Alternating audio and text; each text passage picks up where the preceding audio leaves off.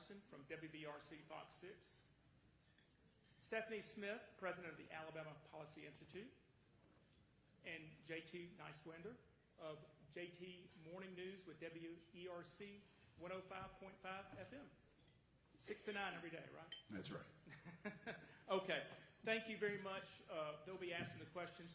Our candidates tonight, and we appreciate all three of them. We know how busy their schedules are. Starting here, on my right, is Pamela Casey, the District Attorney of Blount County, Alabama. Former Alabama Supreme Court Justice Jay Mitchell, and Chief Counsel of the Attorney General's Office, Catherine Robertson. Give them a round of applause for being here.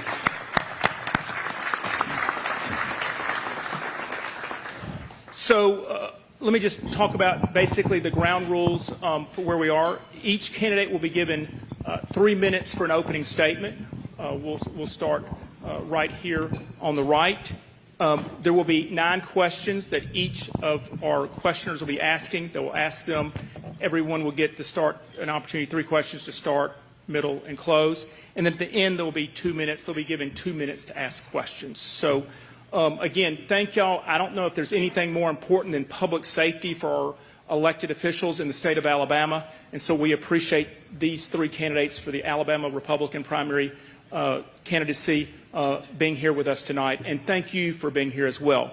So with that, we will start with Pamela Casey with her opening statement. Well, good afternoon. It's an honor to be with you all. I'm Pamela Casey, and I am the District Attorney of Blount County, and that is a role that I have held since my election in 2010. In 2010, I became the youngest district attorney, female district attorney, to be elected in the state of Alabama. And I ran against an incumbent, a former DA, and an ADA. And I've been in office for 3 terms. And let me say a little bit about that. I'm not a career politician. I am a career prosecutor who spent my entire professional career fighting for our families and fighting for the people of this state. So I'm the only one on this stage that's actually stepped in front of a jury and asked for a jury to put someone in prison or to find someone guilty. I'm the only one that's been in front of the Alabama Court of Criminal Appeals, the Alabama Court of Civil Appeals, the Alabama Supreme Court on behalf of the state of Alabama and our federal courts. What I bring to this office is true experience. And the Alabama Attorney General's office deserves a leader who has experience, a leader who has fought for and defended and fought for our families and our children. So let's talk for a little bit.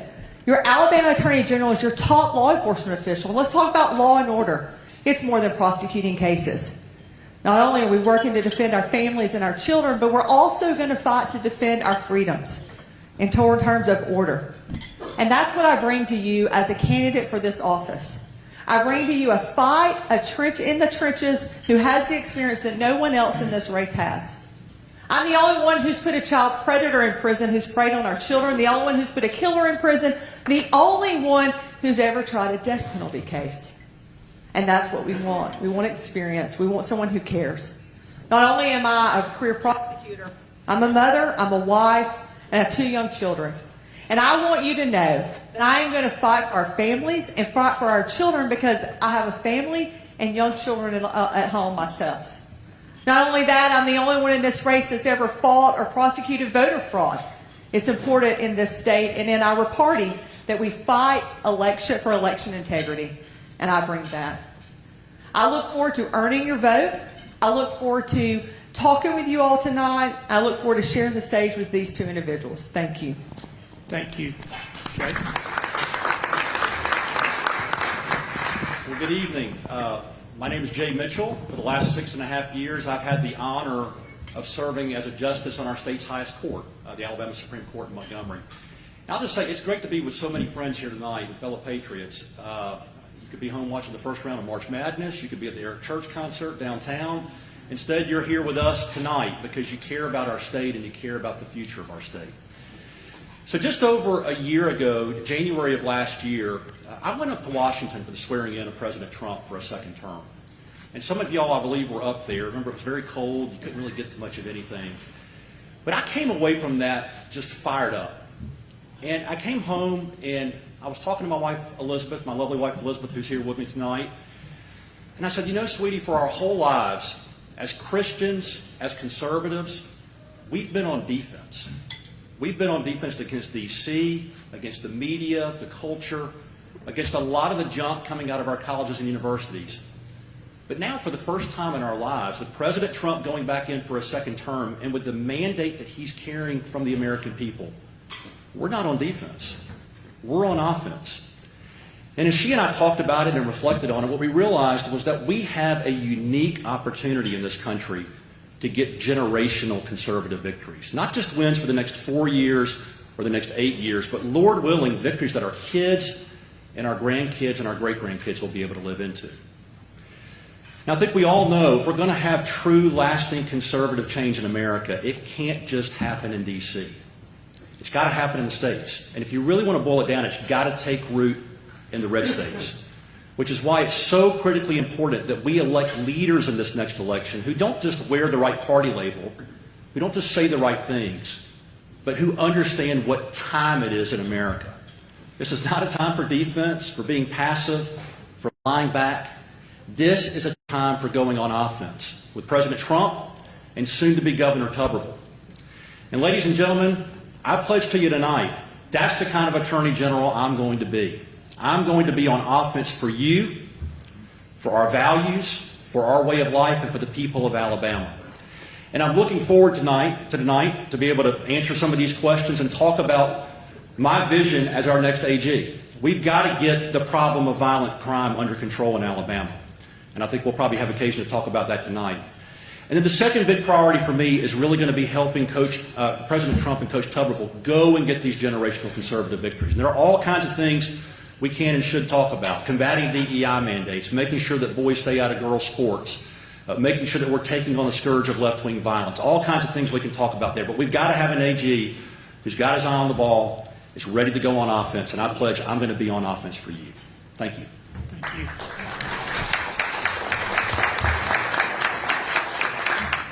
Good evening. I am Katherine Robertson, and I'm also running for Attorney General. I am proud to serve as Chief Counsel to your current Attorney General, which is a position I've held for about the last 10 years.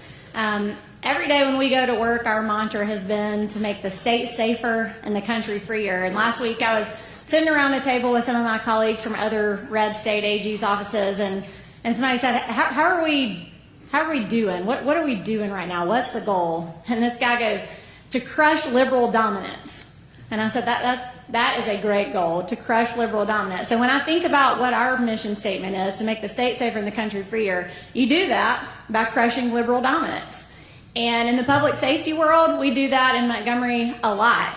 You wouldn't believe, some of these legislators here would, you wouldn't believe the influx of the left even in Alabama's criminal justice system. And that's why over the last 10 years, we have gone to work to make that one of the toughest and most law and order justice systems in the country. We have reduced reductions in sentences. We have gone after gang crime. We have gone after leniency in our parole board and reformed that system. We have upped the penalties for lots of crimes that our urban areas are struggling with.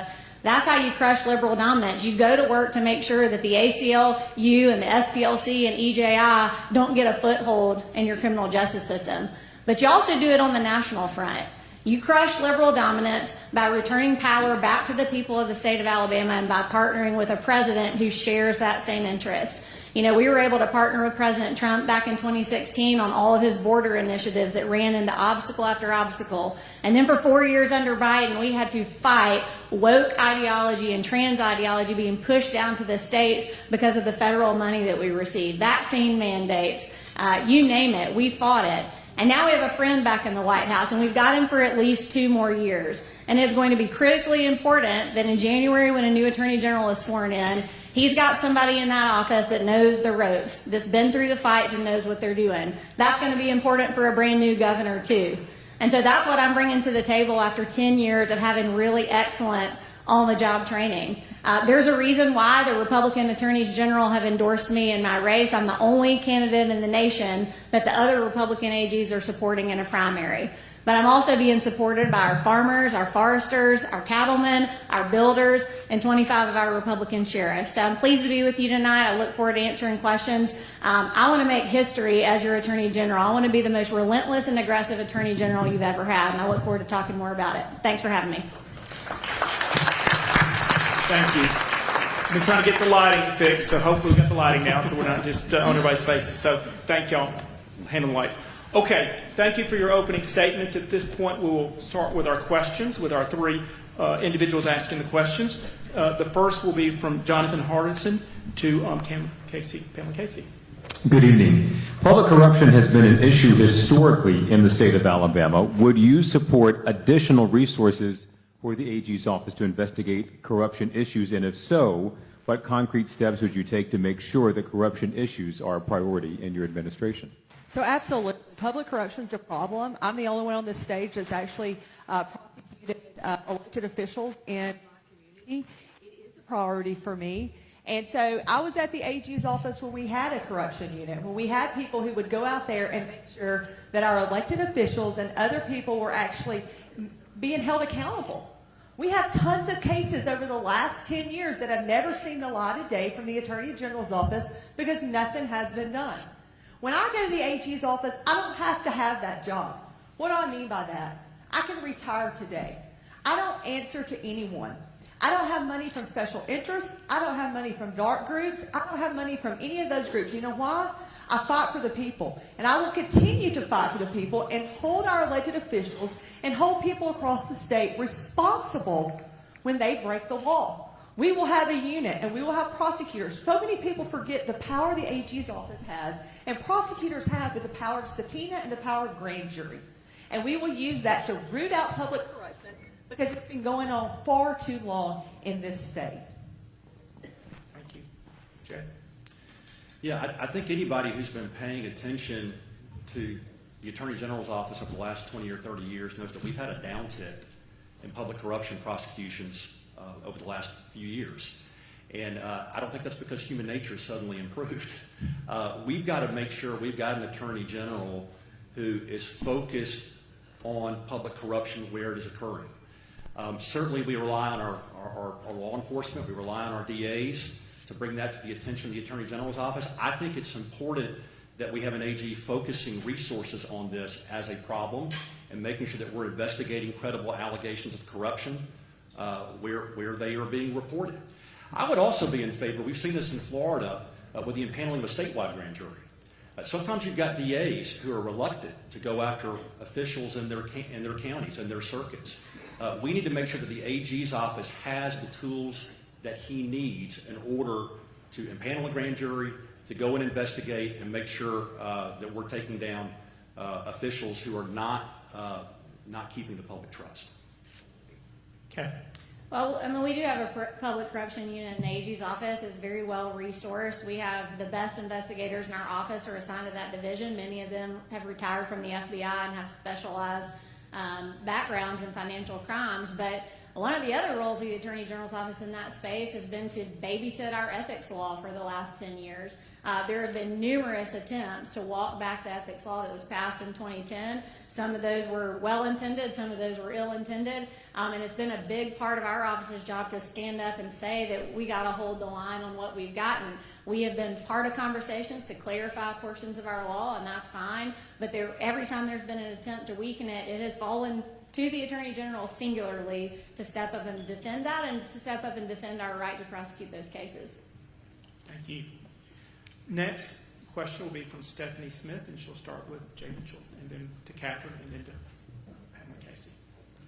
Victims' rights groups have expressed concern that current good time credit system creates a revolving door for violent offenders. Do you support a 100% truth in sentencing requirement for violent felonies? And if so, how will you address the resulting pressure on our already overcrowded state prisons? And should all violent offenders be required to serve at least 85% of their sentence before parole eligibility? Yes, I hear three parts to that question. I do support truth in sentencing. I think as far as we are stressed to the max right now on our corrections capacity. You know, I've heard Coach Tuberville, who's going to be our next governor, talk about the need, perhaps, and I agree with this, to enlarge our corrections capacity. You know, we're building new prisons right now, but it's really not going to enlarge our bed capacity. I think we need to take a hard look at enlarging our capacity so that we can house prisoners, house more prisoners, and not have them come to the front door and leave to the side door, which is what we've had. We've had this revolving door system going on. So I am in favor of truth in sentencing, especially for our violent felons. Catherine?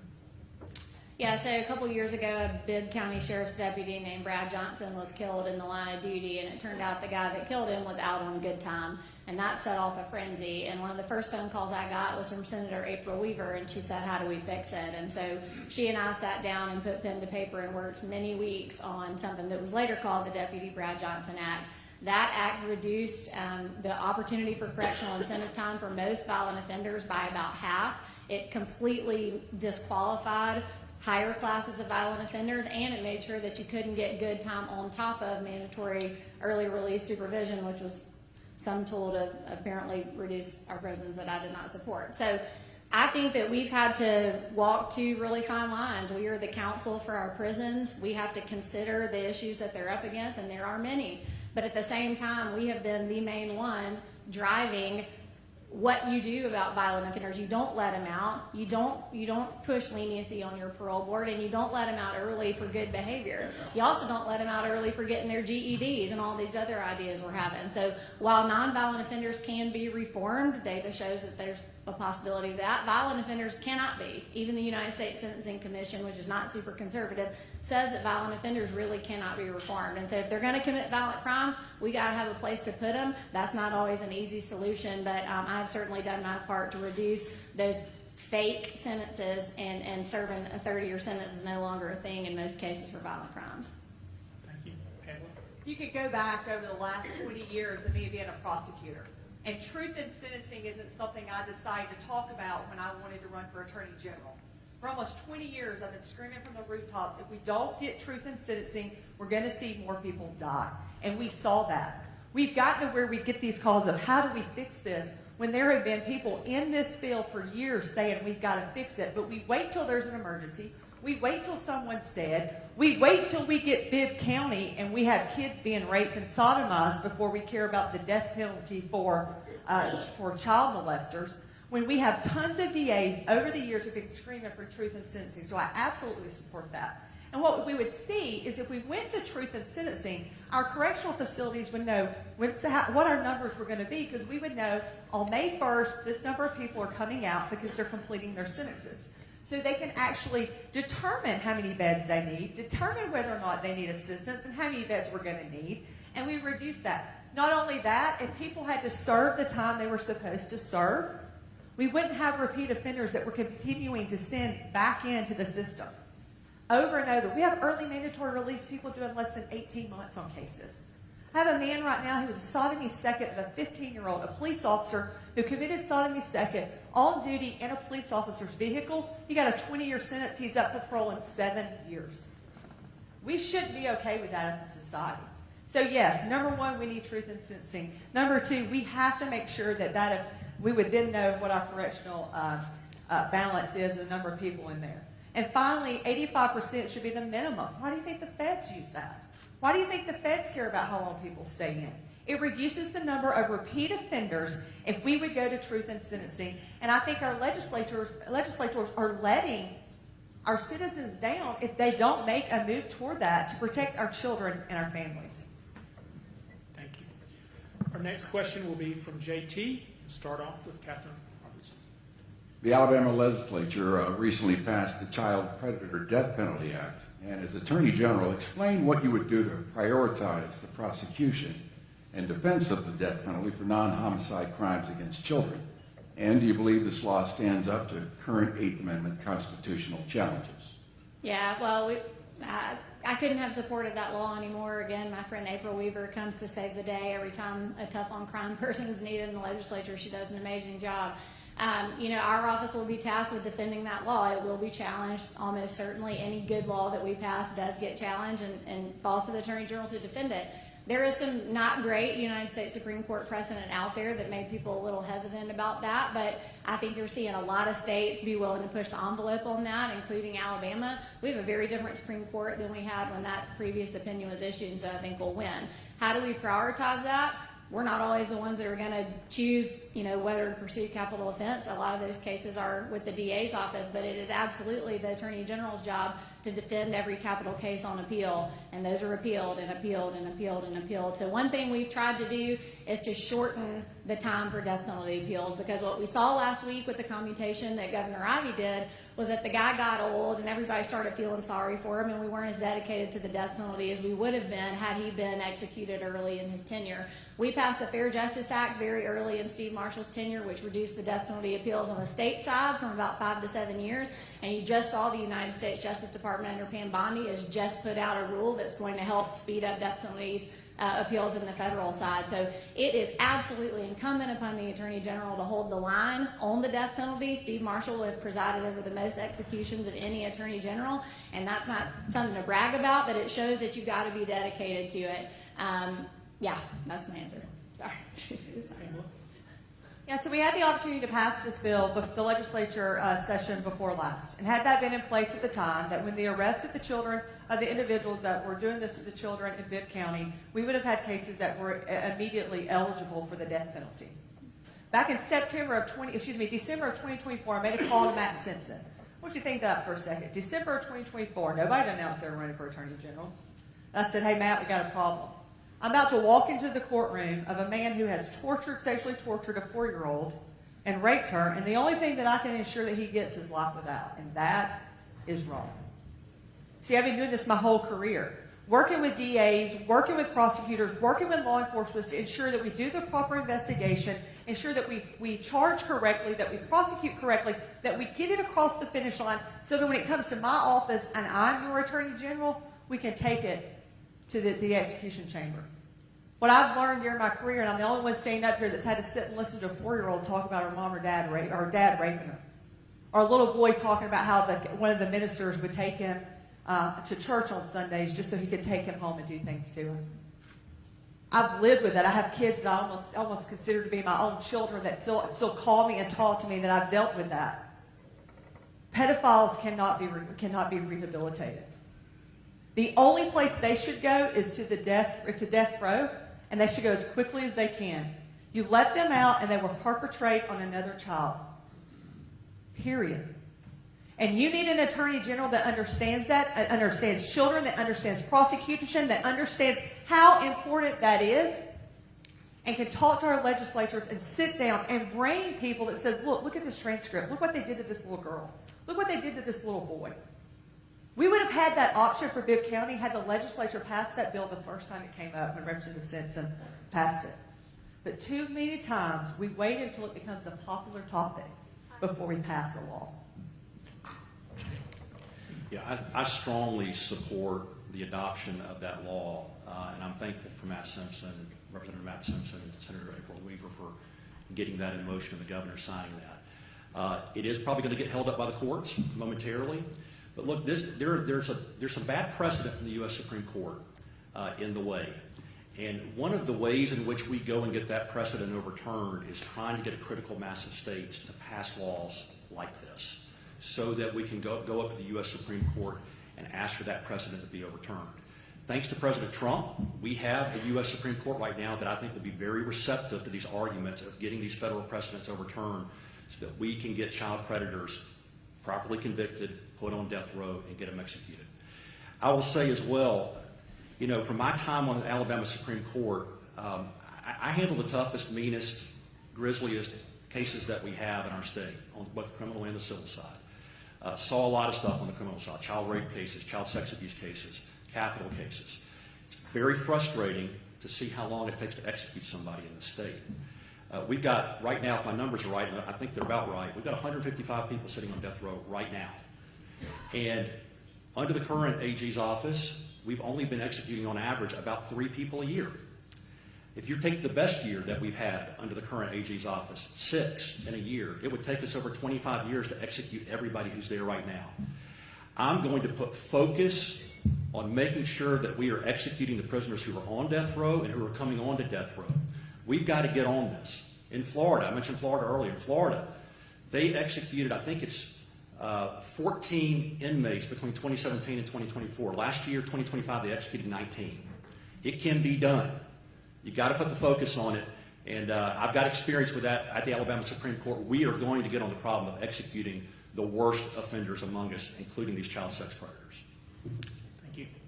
The next question will be from Jonathan Hardison, and the first question, that question will start with Jay Mitchell. Bit of an open-ended question here about priorities. Are there any specific initiatives you would immediately undertake as Attorney General, and how would you prioritize the office's assets and focus if you're elected? Yeah, well, I think first and foremost, we've got to make sure that the resources and the assets of the office are focused on what I consider to be our greatest problem in the state, which is the problem of violent crime. It continues to be a problem that plagues our state. You know, many of us have the blessing of living in safe communities, but we got some real hot spots in Alabama, and they've gotten hotter, and they're going to keep getting hotter unless we have the right leadership coming from the Attorney General. Where am I talking about? I'm talking about Birmingham, right over my shoulder here. I'm talking about Bessemer, Selma, Pritchard, Montgomery. Businesses and residents are fleeing Montgomery right now. We have to get on the problem of dealing with violent crime in our state, which has gotten worse. Coach Tuberville has talked about sending in the National Guard to Birmingham and Montgomery. I support that. I think we can do that in a strategic and precise way that's really helping the people who live in these cities and those of us who live around these areas. But we've got to make sure that state government is really flexing its muscles on some of these blue cities, being led by soft-on-crime mayors and these mayors who aren't backing up law enforcement. There are powers that the Attorney General's office enjoys right now that it's not flexing. It's not using those powers. And I would be in favor of even adding to the powers of our state government and the AG's office to make sure we can go after violent crime, these hot spots of violent crime when they're occurring. So on day one, that's going to be my biggest priority when I walk in, is making sure that we're linking arms with Coach Tuberville and his administration, linking arms with our great DAs, our police chiefs, and our sheriffs across the state, and making sure that we're dealing with the problem of violent crime. Catherine? Well, we have been focused on violent crime. I'll spend a minute on that. He just named a bunch of blue cities. A lot of those blue cities don't want help. I've been in the legislature for the past couple of weeks trying to find a way to give the state some power to exert over Montgomery. But you have to have a willing partner. You can go in there and put bodies on the problem and arrest a bunch of people, but eventually you're going to leave and the local leadership has to take it over. The problem is that mayors and city councils have an enormous amount of power under state law. They have a ton of power to keep us out if they want us to, and if you don't have a sheriff in a county that's willing to work with you, you got even bigger problems. So Derek Cunningham in Montgomery is a willing partner, and that's why we've had a lot of success there with the MAX program. If J.J. Reach, who's here tonight, becomes the sheriff of Jefferson County, then we'll be able to fix that problem too. But you got to have a willing partner on the ground. And unfortunately, voters in these cities and in these counties are not electing people that prioritize public safety, and that's a real shame. I think the Attorney General's job is to provide an ecosystem with tough laws, tough sentencing, and give them the tools they need, but they've got to take advantage of them. But you asked for specific priorities. There's one that has been in my crawl for a long time, and that is the desegregation orders that Alabama schools are over that have been in place since the 60s. We have school systems across our state that still have to report on the race of every teacher they hire, every student they have, every student they discipline, every student they put in a gifted program, and I want to see that end. We've seen some willingness from the Trump administration Civil Rights Division that they want to work with states on that, and that is something I want to take on day one. Thank you. Pamela? Yeah, I managed an office for 3 terms, and one of the things that I make sure that we do in the Blount County DA's office is, are we effective and are we efficient?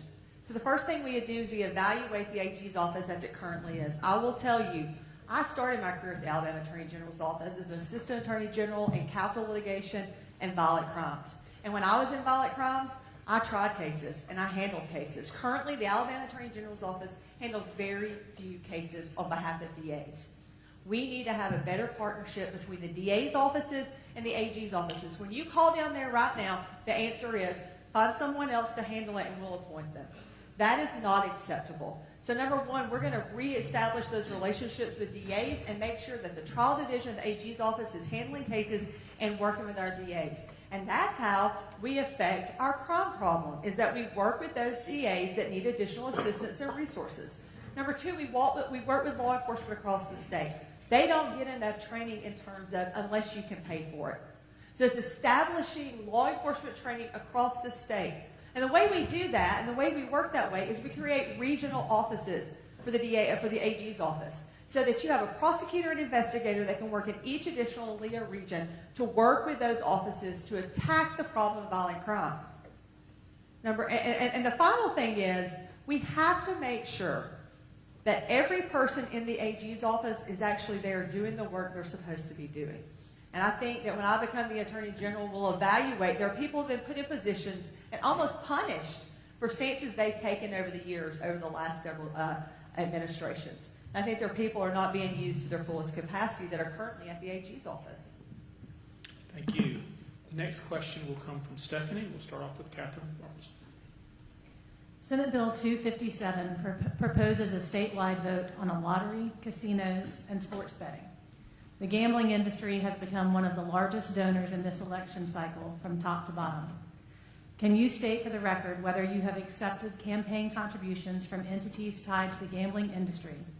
And if the answer is yes, how will you ensure that you and your office remain an impartial arbiter in future gambling legislation and possible tribal-state compact negotiations? Yeah, thank you for the question. I am opposed to that Senate bill and have been for a very long time. We've been very outspoken against the legalization and expansion of gambling in Alabama, a position that I've written quite a lot about since my days at the Alabama Policy Institute. As reported on my financial contributions, I did receive $10,000 from the Porch Creek Indians earlier in this race. We do not regulate them, and I have a relationship with them that is more law enforcement focused than gambling. Whether we like it or not, they are here, they're a sovereign nation, and they have their hands in a lot of other things, including a lot of philanthropies. And so I did accept that. I reported it as I should have, but that has no impact on my position on gambling. That is very well known, it's very well recorded, and it's not something I could hide from even if I tried. So as Attorney General, I'll continue the same position that this Attorney General has had, which is to oppose those things. In fact, I would like to see the Attorney General's office have more resources to fight gambling. Pamela? Yeah, so it's no secret on my campaign finance forms that the Porch Creek Indians have given me a contribution of $10,000. Actually, Stephanie's grandchildren are in the Aniana school systems where I am the district attorney, and I knew her and knew her grandchildren before that. Many of you know who Stephanie is. In terms of gambling, again, I'm the only one on this stage that's actually prosecuted someone who had illegal gaming machines. So in terms of whether or not I will fight gaming and whether I will fight illegal ovary or illegal gaming, illegal anything, I've done it. There's no question about that. Now, what do I believe about gambling and the lottery and casinos? Well, number one, I think it should be the legislature's decision to decide whether or not the state of Alabama is going to vote on that. Okay, and that's the decision because the legislator are responsive to their citizens. They should be listening to their citizens about whether or not that's the vote that the people want. And I think as the AG, it's my responsibility, once the legislators pass that law, to defend the law if it's defendable. Okay? So we sit and we talk about what do we think our opinion is about a particular bill, but at the end of the day, the legislators are the ones who have to listen to the people that they represent about whether or not they want a lottery bill or whether they want table games or whether they want all these other things. I'm against that personally. But at the end of the day, the legislators should listen to the people and their districts and their areas to make that decision about whether or not the people are going to get the opportunity to vote on that. Jay? Yeah, I haven't taken contributions from the gambling industry. It's been offered to our campaign, but we've declined it. And the reason why is because I'm opposed to gambling. And I'm opposed to gambling expansion in Alabama. What I get concerned about is that we end up in a situation where we have casinos up and down our state. We're right up the mountain here from the city of Birmingham. We've had record crime and homelessness in Birmingham. Can you imagine dropping a casino right here and what that would do? Many of y'all are going to be going home and packing up to go to the beach for spring break next week and going down to our wonderful beaches and Gulf Shores and Orange Beach and Perdido. Can you imagine having casinos lined up and down across the beach? So I'm against gambling expansion, and I've been clear and unequivocal about that in my campaign. That being said, the legislature may opt in the next quadrennium or maybe even sooner to put a vote before the people to change the laws on that through a constitutional amendment. And I'll say, what if the people decide to change the laws on that? As Attorney General, I'll be duty bound to enforce whatever laws are there. And I'll pledge to you that's what I'll do. That's how I was on the court. I always tried to interpret and apply faithfully the laws based on the words on the page, and I'll do that as Attorney General as well. One other quick note I'll say here. We already have laws against illegal gambling in Alabama that are going unenforced. And Jefferson County is a prime example. Drive out to West Jefferson County on Old 78 or up North Jefferson County toward Kimberly or Morris. We've had illegal bingo parlors and illegal bingo machines cropping up out there that have just gone unenforced. And I'll tell you, we've got to make sure that that's a priority of our DAs, our AG, and law enforcement. We're tolerating lawlessness right now in certain areas of our state by allowing illegal gambling to go on. I think we all know, if you allow lawlessness to occur at this level, it eventually creates a message in the environment that people say, hey, I can just commit lawlessness and commit crimes at higher and higher levels. So we've got to make sure that illegal gambling is no longer tolerated in the state. Thank you. The next question will be from JT. He'll start off with Pamela Casey. Now that the federal courts have ended Chevron deference, many argue Alabama should do the same to rein in the administrative state at home. Do you believe Alabama courts should stop giving judicial deference to state agency interpretations of law? And as Attorney General, would you support legislation that requires courts to interpret statutes independently, even if it makes it harder for state agencies to enforce the regulations? I missed the first part of your question. I'm sorry. Now that the federal courts have ended Chevron deference, many argue Alabama should do the same to rein in the administrative state at home. Do you believe Alabama courts should stop giving judicial deference to state agency interpretations of law?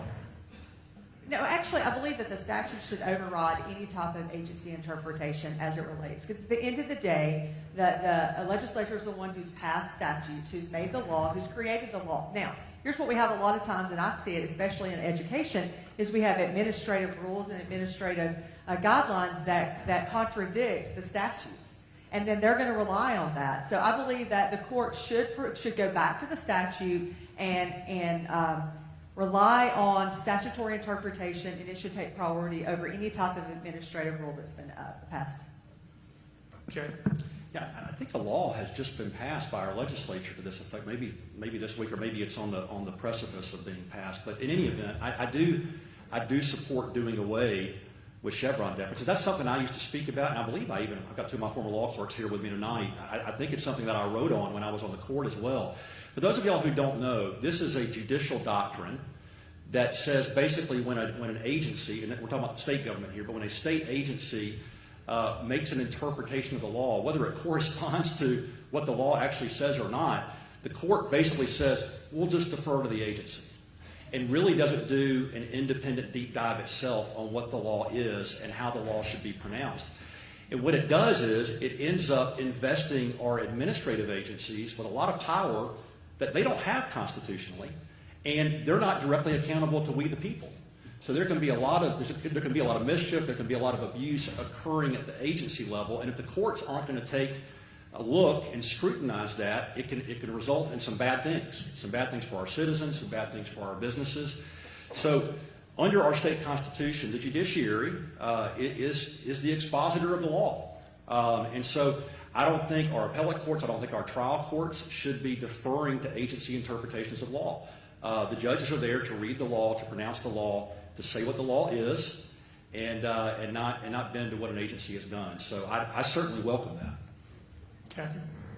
Yeah, the Republican AGs have been punching at Chevron deference for a long time, especially in the context of the EPA cases. West Virginia versus EPA was a big one, and then obviously the Labor Right decision delivered the final blow. I think it's awesome that Alabama courts would adopt that, and I support Senator Ware's legislation on that. But I will point out that Alabama's government doesn't have nearly the same problems as our federal government when it comes to administrative rules and regulations. We have a legislative council that is set up to review those, and the AG's office frequently weighs in with them to kill bad ideas before they happen. So although I can't speak to every rule or reg that happened before I got to the AG's office, we regularly weigh in on that process. So it would be certainly beneficial to have a law in place to teach our courts how to think about these issues. But as Attorney General, you have an amazing opportunity to rein in regulatory boards. It doesn't get you headlines, it doesn't get you a lot of glory, but it's something that we do a whole lot of behind the scenes to make life easier on individuals trying to make money, small businesses trying to survive. There needs to be a regulatory climate in Alabama that's business friendly, and we have tried to do our part to do that. So the AG has an opportunity to weigh in on that without the need really for a particular judicial doctrine, but I say go for it. Thank you. Next question will be from Jonathan Hardison, and he'll start off with Catherine Robertson. What role do you believe the AG's office should play in regulating the way our kids interact with technology, specifically social media? Does the combination of state and federal rules in action right now work, or is more or less needed? And do you support the Kids Online Safety Act? Yes, I do. We're fighting kind of two fronts, right? We are supporting what the administration is trying to do. We try to push Congress in the right direction, but then also we've got what we can do at home. On the criminal front, we've been able to address AI and the way that child exploitation proliferates there. We upped the penalties for that and created a crime specially for that. We are able to go after big tech companies in our consumer protection practice, and we do that a lot with the help of multi-state coalitions. Right now we're in a big lawsuit with TikTok that is Alabama specific, and that is all about protecting children. So I will tell you, it is snowballing out of control. You know, we thought we were just dealing with social media platforms, and the next thing you know, you're dealing with AI. It is a hot topic within the Republican AG space, and I think that our groups can end up being a solution to that. Some of that's going to come through litigation and injunctive relief. Some of that's going to come through working with administration and hopefully putting some pressure on Congress, but it does help if it's a federal level change, even though we're going to bite off the pieces we can at the state level for sure. Pamela? You all have a phone with you right now, most of you. I want you to take it and turn over to the back. Most of you have an Apple iPhone. Turn it over. If you don't have a case on it, you can see through. What do you see on the back of it? You see an apple. What about that apple do you see that's different? Is it a real apple, or is there something about that apple on there? It has a bite taken out of it. And I want you to think back to when evil came into this world with the bite of an apple. Those phones are evil. They are ruining our children, and I have been screaming from the hilltops since 2015 about the dangers of social media for our children. I've been on 48 Hours, Good CBS this morning, The Today Show, Good Morning America, for years, talking about how dangerous this has been. Our AG should have been over at the legislature 10 years ago saying we have to do something to protect our children. Why? A child's brain is not fully developed until they're in their 20s, almost 25 before the brain's fully developed. And what that says is they can't make good decisions. They don't understand that the things that they're doing right now will affect the rest of their life. The things they post, the things they say online. And yet what do we do as a society? We're okay with no regulations from the state or really from the feds until Senator Britt came forth within the last year to fight for this. We must have not only the federal level, but the state level that understands the dangers, who's seen the number of children who've been solicited from online. Not only that, we have daycares, and we have schools that are allowing children to sit in front of a screen, and they become addicted to that. Studies also show, and MRIs have shown, that the same thing that lights up when you use crack cocaine or drugs is the same part of your brain that lights up when children use online devices. We have to stop it, and you have to have an AG that has the expertise and the experience to talk to our legislators, get them to understand it, and to be able to go to Washington and work with Senator Britt on the issue, and I'm the only one that can do that. Thank you. Jay? Yeah, I'm very concerned about this, and I believe that the AG has a bigger role to play. Elizabeth and I have 4 kids, 2 kids in college, 2 in high school right now. Our kids have grown up, certainly when they were teenagers, with devices and using devices, and our son doing online video gaming and the like. Let me tell you, we put filters on phones, we put all kinds of parental safeguards on there, and it's so difficult for parents, really exhausting, just trying to keep up with the technology and trying to keep your kids from working around it. And in many cases, you don't get any help from the platforms or from the device manufacturers. So parents need help. Parents need help in protecting their kids. And I commend, first of all, our Republican legislature that has been passing good laws, in my view, to protect our kids, to make it more difficult for them to access obscenity and filth and allow predators to get a hold of them online. But our AG really needs to step up on this too. If there are particular companies or platforms that don't have adequate safeguards in place for our kids, I think that has to be looked at very carefully. We certainly see other Republican MAGA AGs across the country who've gotten in that fight and been very involved there. We're now looking at the advent of AI, and guys, it's moving so fast. It's hard to keep up with, but we got to make sure that our kids are protected from the risk and the dangers of AI as well. And the state's got a huge role to play in that. I know there's a big debate going on nationally right now about whether this is going to be regulated at the federal level or at the state level or some combination of that. But I want to make sure that we, the people of Alabama, have an opportunity to weigh in on that we can elect our leaders to go and make sure that we're protecting our kids and holding those child predators and holding anybody who's allowing those child predators to get to our kids, holding them accountable. I will tell you, I care passionately about this issue, and I'm going to go at it with the heart of a dad. I'm going to come at it with the heart of a dad. We are going to protect our kids, and I'm going to do everything in my power as our next AG to make sure we do that. Thank you. Our next question is from Stephanie Smith, and we'll start with Pamela Casey. Last year we passed age verification. This year we passed the App Store Accountability Act. So Alabama has officially joined the fight to mandate age verification on social media and app stores, among other things. As Attorney General, are you prepared to lead a multi-state lawsuit to enforce these requirements? And what would your legal strategy be for overcoming any First Amendment hurdles that have stalled similar laws in other states? Let me start by saying age verification sounds real good, but it doesn't really work. I'm just going to be straight honest with you. Kids, in terms of apps, in terms of verification, there's no real age verification that goes on with these apps. So I think that there's been a lot of lip service that's gone through, whether it's with the federal government or whether it's with our state government. Oh, we now have age verification. Do you know these kids can go around it?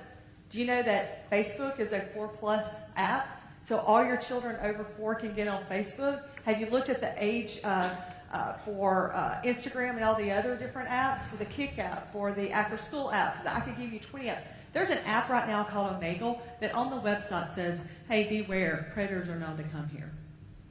And yet all we talk about is age verification. Do you know who sets up the app age for these apps? Is it a committee or a group? No, it's the apps. The apps are the one that gets together their own apps and age. So of course I would. So of course I would fight. But here's the thing. Again, I bring almost 15 years of working through apps and understanding apps that I can take to other attorney generals and say, hey, here's the deal.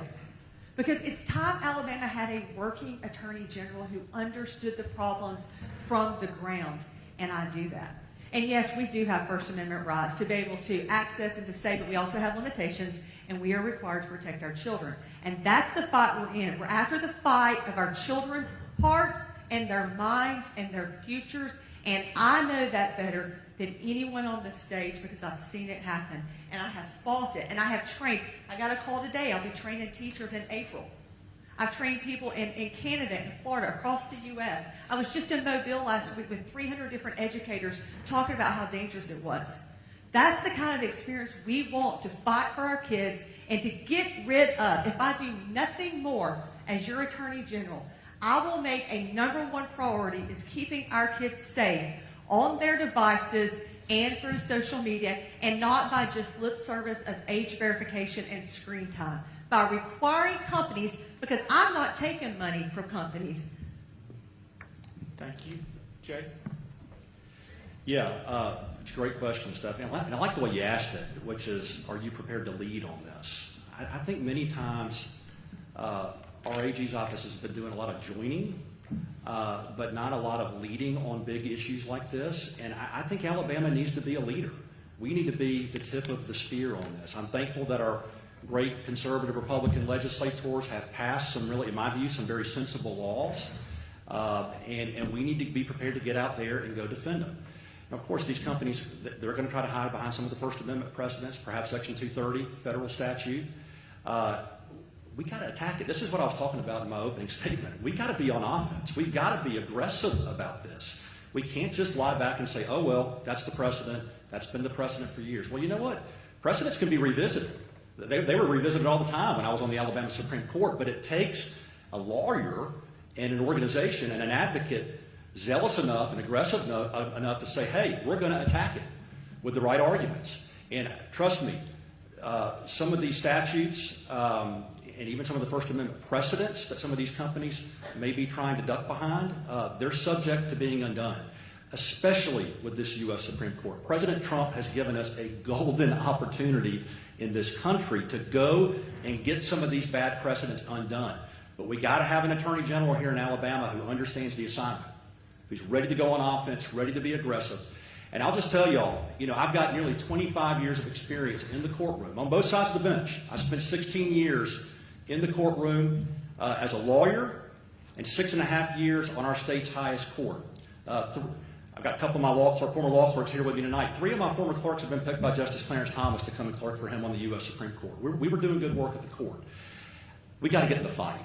We got to have somebody with the knowledge about how to do this and the appetite for it and the passion for it, and I can assure you, I've got all that. Catherine. Well, first I want to start by complimenting you on your work on this issue, because you've been down there. I've seen you in the halls and you've been working it, and I don't think it's lip service. I think that the new way that they're going to verify age actually is going to make a difference. And is there going to be more to do? Absolutely. This is a problem that changes and grows every day. I hate this term is overused, but it's whack-a-mole. You fix one problem with one company and another one pops up. The interesting thing about the multi-state coalitions through the Republican AG's office is that everybody doesn't have to lead everything. These two are going to get to that office if they win and find out that the resources aren't there to make everything your top priority. Every company can't be your top priority. We choose the companies that we feel like we have the best data on that's Alabama specific to establish our standing, and we have friends that choose different ones, and we all work together. It is a critically important collaborative effort. And I'm the one that has those relationships. I'm a phone call away from getting 25 states on anything I want to do. And a lot of these cases are dealt with outside the courtroom, and a lot of them are dealt with outside the public eye. So you wouldn't have any idea what companies we are and aren't investigating, because we don't advertise that. Some states do, we don't. So there's a lot that goes on. Our consumer protection statute gives us extraordinarily broad power. We send out subpoenas. I get a couple of my friends from other states to join them, and guess what? Suddenly the company is calling and wants to talk about changes they can make. And so that happens a lot. That is a network that I'm very well equipped to plug into immediately, and I have their support in this race, which is amazing. All right, thank you so much. So our final question for the night will be by JT, and it'll start with Jay Mitchell. Alabama's 3 strikes law, the Habitual Felony Offender Act, HFOA, is one of the toughest sentencing laws in the nation. The Habitual Felony Offender Act has been a cornerstone of Alabama's tough-on-crime identity for decades, but it is also cited as a primary driver of our prison crisis. Do you support the total repeal or a significant softening of the HFOA, or do you believe it remains a necessary tool for public safety that should be defended at all costs? I think the HFOA needs to stay on the books, and I think it needs to be defended at all costs. I'm not in favor of letting habitual offenders, many of whom have committed violent felonies along the way, out of prison any earlier than they should be. And I think the answer to that is not letting people out early or letting them out at all, but I think that the answer is we've got to build more correctional facilities. I think that's what we're looking at doing. And to hear Coach Tuberville talk about it, I think he sees it in that way too. We may have to get creative about the way we're doing it. Maybe we're not building mega prisons in the same way that we're doing it right now. Maybe we're building prisons with different configurations. Maybe we're building work camps in some ways to kind of get other prisoners out of the way, and we can keep the habitual offenders locked up in some of these more high security correctional facilities. But no, I do not support the repeal or the softening of the HFOA, and I think it's an important tool in the toolbox for prosecutors in the AG's office. Thank you. Catherine? Yeah, there's a ton of myths about our criminal justice system, and that's one of them. There may have been a time in Alabama's history where the Habitual Offender Act drove up our numbers in prison, but that is not the truth now. What causes prison overcrowding is lots of crime, specifically violent crime. Alabama's prisons are full of violent offenders. In fact, it's 85% violent. It's a very difficult population to manage and incarcerate, but that is not a reason to turn away from harsh sentences. It's just dealing with the reality that for some reason we have violent crime in different places in Alabama, and the way you deal with it is to get them off the streets and put them away. And so that is one myth about the criminal justice system I hear all the time. You're always hearing it's these low-level, marijuana possession people that are filling up our prisons. It's not true. Our whole judicial system, our whole criminal justice system is very well aware of the fact that we have prison overcrowding. And that idea has trickled down into every decision that's made. So I can promise you today, you are not seeing judges throw people away forever over the Habitual Offender Act. If they're in jail for a long time, it's probably because they raped or killed someone. And so I don't buy into that myth. It's one of many that is often proliferated by groups like the ACLU and the SPLC and EJI. I don't buy into it, and it needs to stay on the books. Thank you. Pamela? Yeah, so one of the problems currently is that HOA or Habitual Offender Act is not really, we're not able to use it as prosecutors. And what do you mean by that? We currently have sentencing guidelines in the state, which is a worksheet. And unless you commit a violent crime, I, as a prosecutor, have to go through a worksheet and give you a little score. And this little book will tell me whether or not I can send you to prison or not. And many times, you may have 4 or 5 prior felonies, and you are still not going to prison. But yet the media has pushed out this agenda of we are overcrowding our prisons with these people who have just a little bit of pot. And that's not true. Only time we really get to use the Habitual Offender Act is when I have a violent crime. And sadly, if we had had truth in sentencing, those people who committed the violent crimes and hurt the people and generally killed or raped someone should have been in prison had we had truth in sentencing, and we wouldn't even have to be worrying about a Habitual Offender Act. If we get rid of the Habitual Offender Act, it would be a slap in the face of our children and our families. And I believe that sentencing guidelines is a slap in the face. And Catherine's right about that, is 85% of our population are violent offenders. Do you know that even if I can't put someone in prison, they're on probation, and they violate their probation, we're going to give them 2 or 3 times before we can even send them down to prison? We're going to dip you, we're going to dunk you, and then we're going to probably give you a candy bar and tell you to be real good, and we're going to give you one more shot before we send you down to prison. Then you're going to sit in our county jails for months because the bus isn't going to run, and our county resources are going to be drained before they ever go to prison. And by the time they get down there, you know what they've done? They've VOS'd because they're getting 3 days for every day. And the people of this state have zero clue that's how the criminal justice system in Alabama works. And you wouldn't know how it works unless you did it every single day and thought some days, why do we keep doing this? I'll tell you why we keep doing it, to protect our families and our children. Thank you for those asking questions. Give a round of applause for the folks asking questions. Thank you, JT, Stephanie, and Jonathan. At this point, we will have our closing arguments. Each will have 2 minutes to give their closing arguments and statements, and we'll go in reverse order. So we'll start with Catherine. Well, thank you for having me tonight. This has been a great conversation. I'm running for Attorney General for a couple of reasons. A, because I think I've had the most experience and am most equipped to do this job. I really don't think you need an Attorney General that's got to learn the job over the next couple of years. Our state is facing too many problems. Our president needs our help. Our new governor is going to need assistance. And when they call across the street to the AG's office, they have an opportunity to get somebody on the other end of the line that's been through a few things, that knows how to navigate things, and knows how to help them solve their problems. Coach Tuberville is going to run into a brick wall in some spaces in Montgomery when he tries to challenge the status quo. I actually know how to help him work around that because that's what I've been doing for the last 10 years. My family has been in Alabama since 1818. I come from an 8th-generation farming family. I care about this state so much. And one of the main reasons that I came to the Attorney General's office is because I am sick and tired of seeing Alabama get kicked around by Washington. They try to meddle in our elections. They try to meddle in our prisons. They try to redraw our maps. They try to tell us what to do in our public schools. I hate it.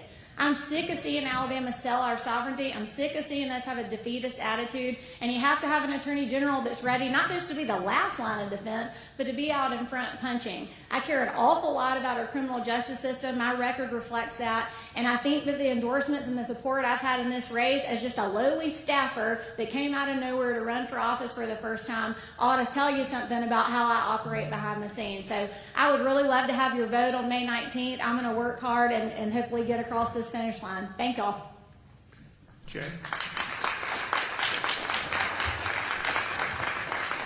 Yeah, well, thanks for the opportunity to be together tonight. I tell you, we got a lot of work we got to do in Alabama. A lot of work over this next 4 years. You know, I talked in my opening statement about how we have President Trump there right now, and we've got him for, I'd say, at least 2 more years.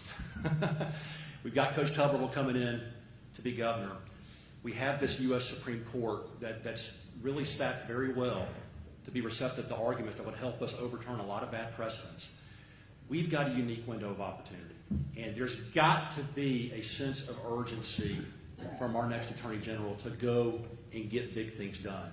We talked tonight about dealing with the problem of violent crime in our state. We got to get on this. We got to have an Attorney General leading the charge on this. I'm very thankful in this race to have the support of great sheriffs like Sheriff John Samaniego from Shelby County and great police chiefs across the state. We just announced a whole new group of police chiefs supporting me in this race today. We got to get on that problem. We got to get on the problem of our kids being preyed upon, both online and in real life. We got to make sure that we're protecting our kids. We got to make sure that we're protecting our seniors. We got to make sure that we're protecting the unborn. I'm thankful for a lot of these great laws that our legislature is passing right now. We have to have an Attorney General ready to step in, make sure that these laws are being upheld, make sure that we're getting after the priorities of the state and the legal system as far as taking on criminals, keeping them locked away, taking on the problem of public corruption. I'll just tell you, I was reminded recently of the old theme song from Smokey and the Bandit. You know, we got a long way to go and a short time to get there. We got to have a sense of urgency about this, and I'm going to be on offense for all of you. We're going to be aggressive. We're going to get big, big things done for the state of Alabama. Jay Mitchell, I respectfully ask for your vote on May 19th in the Republican primary. Thank y'all. Thank you. We've heard a lot tonight about experience, but not all experience is the same. We've talked about what we're going to do to go on offense. We've talked about what endorsements we have or whether the Republican Attorney General's associations endorsed us. Look at their money trail. Look at the businesses that give them money and then decide whether your current Attorney General has done anything to those businesses. You see, I haven't managed an office. I've actually walked in a courtroom. The records are public. Look and see who's handled cases. Don't you want an Attorney General who has that experience and has that leadership? Don't you want an Attorney General who doesn't want another office? Who isn't looking for a title, who isn't looking for a salary? Give me 4 years. Give me 4 years to show you who my priority is. The people, you, your families, your children. Look at my campaign contributions. Look at where my money's coming from. Look at who I care about. That's what you're going to decide. You see, I grew up in a divorced home. Neither of my parents graduated high school. My mom worked in a sewing plant. My daddy worked on the highway department. You know what I learned from that? How to work real hard, how to fight when you had to fight, and how to never give up. And I'm going to promise you this, and I'm going to promise you to the people of the state of Alabama, that you will never find a harder worker, a harder fighter, or a harder prosecutor that will stand in the gap for the state of Alabama, for the victims of crime, and for the people.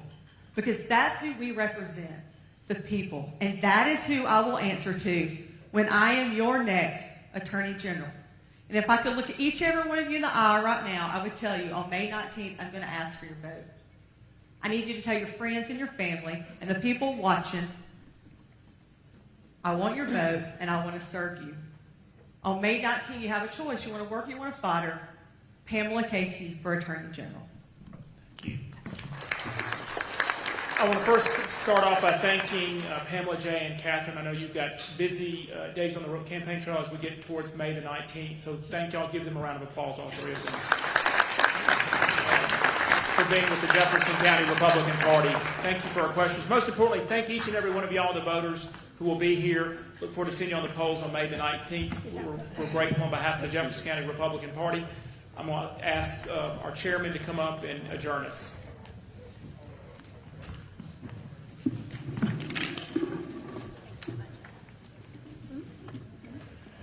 Let's give them another big round of applause.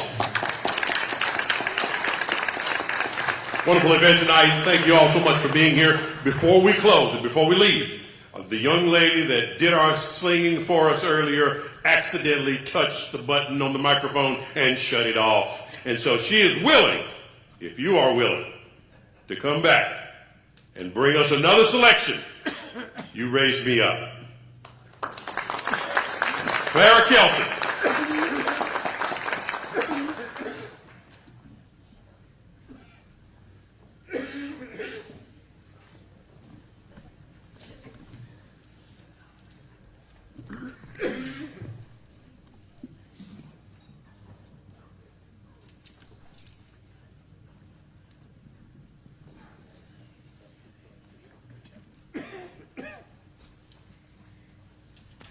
Is it on this time? Yes. Okay. When I am down and oh my soul so weary, when troubles come and my heart burden be, then I am still and wait here in the silence until you come and sit a while with me. You raise me up so I can stand on mountains. You raise me up to walk on stormy seas. I am strong when I am on your shoulders. You raise me up to more than I can be.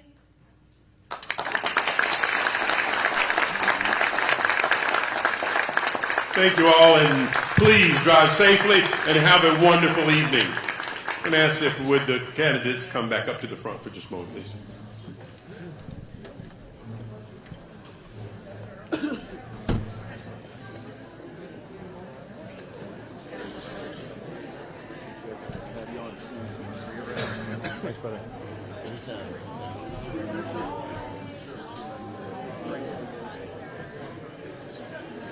You want to